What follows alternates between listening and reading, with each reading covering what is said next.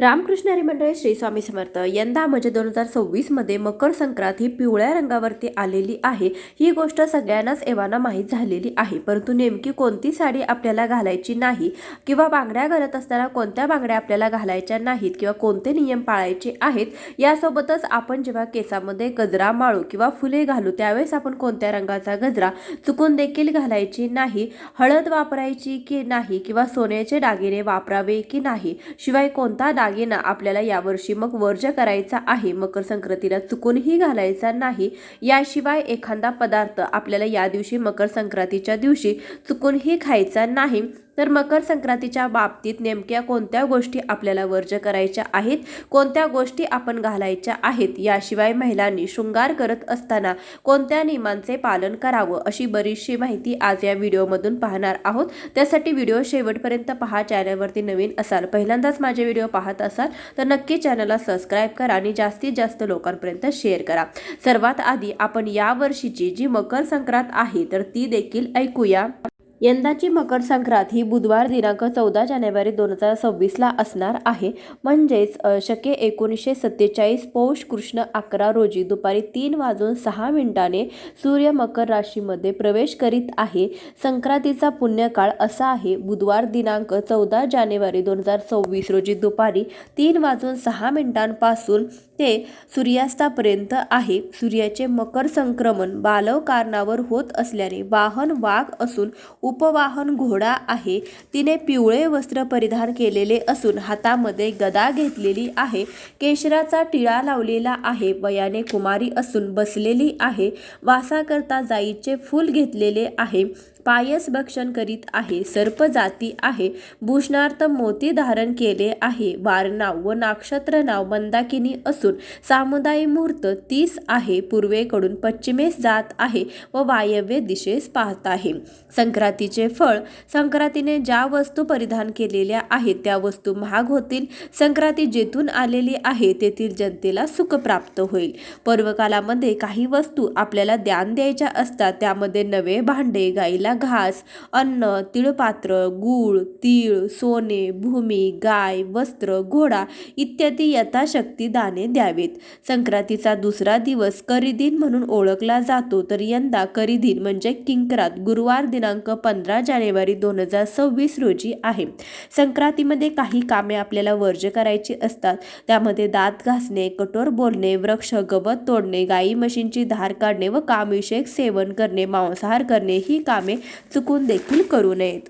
या दिवशी ज्येष्ठांचा अनादर करू नये, कोणाशीही वादविवाद करू नये हे नियम देखील आपल्याला पाळायचे आहे। तर तुम्ही संक्रांत व्यवस्थित ऐकली असेल तर यंदा संक्रांत जी आहे तर ती पिवळ्या रंगावरती आलेली आहे, म्हणजे संक्रांती देवीने पिवळे वस्त्र परिधान केलेले आहे। त्या कारणास्तव आपण संक्रांती देवीने जे वस्त्र परिधान केलेले आहे ते वस्त्र आपण परिधान करू नये अशी एक बाब पूर्वपार चालत आलेली आहे। ही एक परंपरा आहे, या कारणास्तव आपण संक्रांती देवीने पिवळ्या रंगाचे वस्त्र परिधान केलेले आहे, म्हणून आपण पिवळ्या रंगाचे वस्त्र परिधान करू नये। म्हणजेच पिवळ्या रंगाची साडी किंवा पुरुषांनी पिवळ्या रंगाचे कपडे या दिवशी परिधान करायचे नाहीत। आपल्या मुलांना देखील आपण पिवळ्या रंगाचे कपडे या दिवशी घालायचे नाहीत।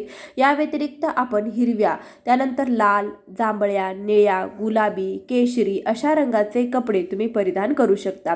शिवाय तुम्ही काळ्या रंगाचे कपडे देखील परिधान करू शकतात। बऱ्याच जणांना प्रश्न पडतो की काळा रंग हा अशुभ मानला जातो, मग संक्रांतीच्या दिवशी काळा रंग का परिधान केला जातो? तर बघा, संक्रांतीच्या दिवशी सूर्य जेव्हा मकर राशीमध्ये प्रवेश करतो तेव्हा सूर्याची पत्नी छाया हिने काळ्या रंगाचे वस्त्र परिधान केलेलं होतं। त्यासाठी सूर्याचा आशीर्वाद प्राप्त करण्यासाठी आपण काळ्या रंगाचे वस्त्र परिधान करू शकतो।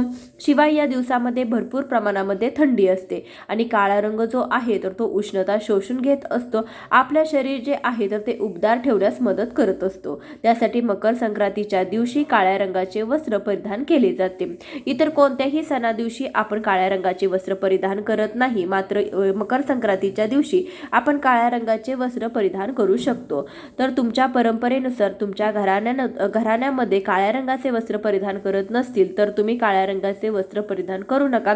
याशिवाय तुम्ही इतर कोणत्याही रंगाचे म्हणजे शुभ रंगाचे पिवळा रंग सोडून इतर रंगाचे कपडे तुम्ही घालू शकता किंवा साडी देखील नेसू शकता। बघा, पिवळा रंग वर्ज करत असताना बरेच जण विचारतात की आमच्याकडे अमुक रंगाची साडी आहे परंतु त्याची बॉर्डर जी आहे तर ती सोनेरी कलरची आहे किंवा साडीमध्ये थोडासा पिवळा कलर आहे, अशी साडी आपण नेसावी का? तर बघा, पिवळा रंग हा आपल्याला पूर्णपणे वर्ज्य करायचा असतो. परंतु जर तुम्ही समजा लाल साडी नेसणार असाल, त्याची बॉर्डर जर सोनेरी असेल तर तुम्ही ती साडी नेसू शकता. कारण की बऱ्याच साड्यांची जी बॉर्डर असते तर ती सोनेरी कलरची असते. तर सोनेरी कलर हा आपल्याला वर्ज्य करायचा नाही. तो थोडासा पिवळसर असला तरी देखील सोन्याचा रंग आपण वापरू शकतो. सोन्याचे दागिने आपण वापरू शकतो. फक्त पूर्ण पिवळसर किंवा पिवळ्या रंगाचे जे काही शेड असतात, डार्क पिवळा किंवा कमी पिवळा किंवा आंबा कलर, असे कलर तुम्हाला यावर्षी वर्ज्य करायचे आहेत. या व्यतिरिक्त इतर कोणतेही तुम्ही कलर जे आहे तर ते यूज करू शकता. परंतु आपल्याला एक दिवस हा कलर जो आहे तर तो वर्ज्य केला तरी देखील आपल्याला काहीही हरकत नाही. याशिवाय बरेच जण विचारतात की पिवळा रंग आहे तर तो आपण किती दिवस वर्ज्य करायचा आहे? मकर संक्रांतीला किंवा रथसप्तमीपर्यंत संपूर्ण वर्षभर तर बघा आपण हो जो कलर आहे तर तो तुम्ही वर्ज्य करू शकत नाही. संक्रांतीच्या 3 दिवसांमध्ये म्हणजे भोगी, संक्रांत आणि किंक्रांत या दिवसामध्ये तुम्ही हा कलर वर्ज्य करू शकता. आमच्याकडे हा जो कलर आहे तर तो रथसप्तमीपर्यंत देखील पाळला जातो. म्हणजे जेव्हा आपण हळदी कुंकू करतो किंवा रथसप्तमीच्या सणाला देखील हा रंग पाळला जातो. हा रंग घातला जात नाही. संक्रांतीने जो रंग परिधान केलेला आहे तर ती मकर संक्रांतीपासून ते रथसप्तमीपर्यंत आपण जो महिना आहे तर त्यामध्ये आपण हा जो कलर आहे तर तो वर्ज्य करायचा असतो.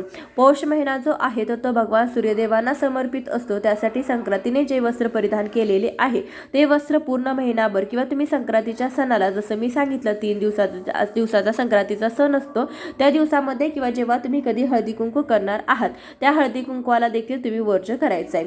इतर कोणत्याही दिवशी तुम्ही पिवळा रंग घातला किंवा वर्षभर घातला तरी देखील काहीही हरकत नाही.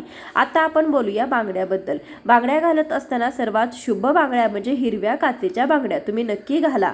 शक्य झालं तर तुम्ही नक्की घाला, नाही शक्य झालं तर लाल काचेच्या बांगड्या तुम्ही घालू शकता. बांगड्या घालत असताना आपल्याला पिवळ्या बांगड्या चुकून देखील घालायच्या नाहीत. याशिवाय आपल्याला ज्या तुम्ही मेटलच्या, प्लॅस्टिकच्या बांगड्या वापरत असाल तर त्या बांगड्या देखील तुम्ही वापरू नका. याशिवाय पिचकी बांगडी हातामध्ये ठेवू नका. ते दरिद्रतेचं लक्षण असतं. बांगडी घालत असताना एका हातापेक्षा दुसऱ्या हातामध्ये एक बांगडी चढती घालावी. म्हणजे बांगडी घालत असताना आपला हात पूर्णपणे रिकामी करू नका. एका हातामध्ये बांगडी घाला, त्यानंतर दुसऱ्या हातामध्ये तुम्ही घाला किंवा तुम्ही दोन्ही हात पूर्णपणे रिकामे करणार असाल तर एका हातामध्ये तुम्ही धागा तरी गुंडाळून ठेवा. सुवासिनी महिलांनी कधीही आपले हात रिकामे करू नये. संक्रांती सारख्या सौभाग्याचा जो काही सण आहे याला देखील आपण पूर्ण हात रिकामा करून बसू नये. हिरव्या काचेच्या बांगड्या अतिशय शुभ मानल्या जातात. तुम्हाला जर घालायच्या असतील तर हिरव्या काचेच्या बांगड्या अवश्य घाला. याशिवाय तुम्ही पिवळ्या रंगाच्या किंवा मेटलच्या किंवा प्लॅस्टिकच्या बांगड्या ह्या घालू नयेत. साडीमध्ये आपण आणखीन एक सांगायचं राहिलं की पूर्ण पांढऱ्या रंगाची साडी तुम्ही मकर संक्रांतीच्या सणाला घालू नका. कारण की मकर संक्रांतीचा सण हा सौभाग्याशी निगडीत असतो. त्यासाठी पूर्ण पांढऱ्या रंगाची साडी जी आहे तर ती मकर संक्रांतीला घातली जात नाही. क्रीम कलरमध्ये किंवा तुम्ही दुसऱ्या इतर कलरमध्ये देखील वापरू शकता. पिवळ्या रंगाची आणि संपूर्ण पांढऱ्या रंगाची साडी चुकून देखील नेसू नका. यानंतर आपण बोलूया की गजऱ्याबद्दल. बघा, आपण संक्रांत म्हटलं की शृंगार करतो, केसामध्ये फुलं, गजरा माळतो. फुलं घालत असताना आपल्याला पिवळ्या रंगाची फुले घालायची नाही. जसे की सोनचाफा असेल, शेवंतीचं फुल असेल, अशी पिवळ्या रंगाची फुले तुम्ही डोक्यामध्ये घालू नका किंवा पूजेमध्ये झेंडूची वगैरे पिवळ्या रंगाची फुले वापरू नका. या व्यतिरिक्त देखील जी काही संक्रांती देवीने वासाकरता फुल घेतलेलं आहे, जाईचं फुल, तर त्यासाठी जाईच्या फुलाचा गजरा जो आहे तर तो जाईच्या फुलाचा गजरा देखील आपल्याला घालायचा नाही. जाईच्या फुलाचा गजरा जेव्हा आपण यावर्षी शृंगार करू तर त्यावेळेस आपल्याला घालायचा नाही. या व्यतिरिक्त तुम्ही मोगऱ्याच्या, आबोलीच्या फुलांचा गजरा जो आहे तर तुम्ही डोक्यामध्ये माळू शकता. यानंतर प्रश्न पडतो की आपण हळद वापरावी की नाही, कारण की ती देखील पिवळ्या रंगाची आहे किंवा सोन्याचे दागिने वापरावीत का? तर हळद ही मकर संक्रांतीच्या सणामध्ये खूप मुख्य गोष्ट आहे. हळदी कुंकवाचा कार्यक्रम असतो आणि हळदीचा संबंध इथे येत नाही. वस्त्राचं चाललेलं आहे, पूजेसोबत चाललेलं आहे. हळद ही पवित्र आहे. कोणत्याही सणाला तुम्ही ती वापरू शकता. त्यासाठी तुम्हाला हळद वापरायची आहे. शिवाय सोन्याचे दागिने देखील आपल्याला वापरायचे आहेत, कारण की देवीने जो दागिना परिधान केलेला आहे तो मोती धारण केलेला आहे. त्यासाठी मोत्याचे दागिने जे आहेत त्यामध्ये बरेच मोत्याचे दागिने येतात. आपण आजकाल मोत्याचे दागिने फॅशन म्हणून घालतो किंवा काठपदराच्या साडीवरती आपल्याला ते ट्रॅडिशनल लुक करण्यासाठी मोत्याचे दागिने आपण वापरत असतो. परंतु यावेळेस आपल्याला मोत्याचे दागिने घालायचे नाहीत. या व्यतिरिक्त तुम्ही इतर दागिने घालू शकता. कारण की देवीने मोत्याचे दागिने परिधान केलेले आहेत. तुम्ही सोन्याचे दागिने घालू शकता, पण तो मोत्याचे दागिने आपल्याला वर्ज करायचे आहेत. यानंतर प्रश्न येतो की या दिवशी आपल्याला कोणता पदार्थ खायचा नाही. कोणत्याही सणाला आपण मांसाहार तर करतच नाही, तर त्यासाठी घरामध्ये चुकूनही मांसाहार करू नये. या व्यतिरिक्त संक्रांती देवी जी आहे तर ती पायस भक्षण करत आहे. पायस म्हणजे काय, तर पायस म्हणजे खीर. त्यासाठी आपल्याला या दिवशी खीर घरामध्ये बनवायची नाही किंवा खीर जी आहे तर ती आपल्याला खायची नाही. त्यासाठी आपण खीर ही वर्ज करायची आहे. या दिवशी महिलांनी चुकून देखील खीर खाऊ नये. एकंदरीत संक्रांती देवी आहे तर तिने जे वस्त्र परिधान केलेले आहे, जे दागिने घातलेले आहेत तर ते आपल्याला घालायचे नाहीत. यामध्ये पिवळ्या रंगाचे वस्त्र म्हणजे साडी घालू नये, बांगड्यामध्ये पिवळ्या रंगाच्या बांगड्या घालू नये, गजऱ्यामध्ये जाईच्या फुलांचा गजरा घालू नये. या दिवशी आपण मोत्याचे दागिने घालू नयेत व खीर खाऊ नये. हे नियम आपल्याला पाळायचे आहेत. आता बऱ्याच जणांना प्रश्न पडतो की हे सर्व नियम पाळणे अनिवार्य आहे का, तर बघा, प्रत्येकाची श्रद्धा आणि परंपरा ही असते. तुमच्या मनाला जर पटत असेल तर तुम्ही यामधला कोणताही नियम नाही पाळला तरी सुद्धा चालेल, परंतु पूर्वपार काही नियम, काही परंपरा आहेत, त्यानुसार बऱ्याच जणांकडे हे नियम पाळले जातात. तुमच्याकडे पाळत असतील तर तुम्ही नक्कीच हे नियम पाळू शकता. ज्यांच्याकडे हे नियम पाळत नाही तर त्यांनी नाही पाळले तरी देखील काहीही हरकत नाही. आमचं सांगण्याचं काम आहे, त्यासाठी आम्ही सांगत आहोत. तुमच्या मनाला जे योग्य वाटेल ते तुम्ही करू शकता. एक दिवस आपण हा नियम पाळला तरी देखील काहीही हरकत नाही. आपण रोजच पिवळ्या रंगाचं वस्त्र कधी घालत असतो का, तर नाही. आपल्याला फक्त हा नियम पाळायचा नाही म्हणून आपण या दिवशी आवर्जून पिवळ्या रंगाचं वस्त्र घालायचं का, असं करणं देखील काहीही गरजेचं नाही. कारण की एक दिवस आपण पिवळ्या रंगाचं वस्त्र घातलं नाही तर काहीही फरक पडणार नाही. त्यासाठी पिवळा रंग सोडून इतर अनेक शुभ रंग आहेत, तर त्या रंगाचे कपडे तुम्ही परिधान करू शकता. तर पिवळा रंग हा अत्यंत अशुभ आहे का, तर असं नाही. पिवळा रंग हा अत्यंत शुभ आहे, परंतु तो यावर्षी आपल्याला वापरायचा नाही. त्यासाठी शक्य झाल्यास तर हा रंग जो आहे तर तो वर्ज करण्याचा जास्तीत जास्त प्रयत्न करावा. आजच्या व्हिडिओमध्ये बरीचशी माहिती देण्याचा प्रयत्न केलेला आहे. व्हिडिओ आवडला असेल तर व्हिडिओला एक लाईक आवर्जून करा, जास्तीत जास्त लोकांपर्यंत शेअर करा. माझ्याकडून तुम्हा सर्वांना मकर संक्रांतीच्या खूप खूप शुभेच्छा. तिळगुळ घ्या, गोड गोड बोला. धन्यवाद.